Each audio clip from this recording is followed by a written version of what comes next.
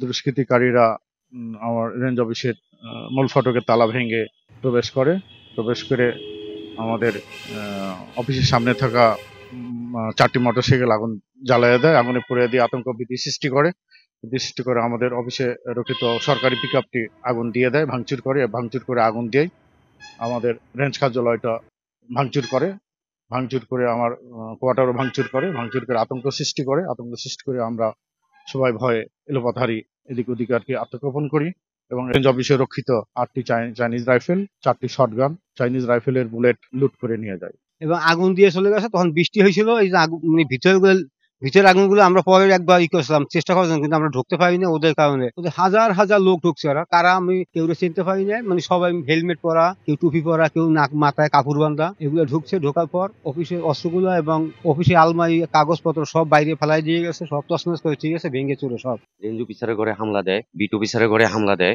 এবং আমাদের staff quarter BRAC যেগুলো আছে এগুলো ভাঙচুর করে। এখন আমরা এমন এক অবস্থা আতঙ্কের ভিতরে আছি, তারা কখন কোথায় আমাদেরকে, আমার অফিসার, আমার কলিগ ভাইরা যারা যারা আছেন তাদেরকে কোথায় কে আক্রমণ করে। অত্র অফিসের স্টাফগণ তাদের জীবনের নিরাপত্তার জন্য অত্র অফিস থেকে অফিস ত্যাগ করে।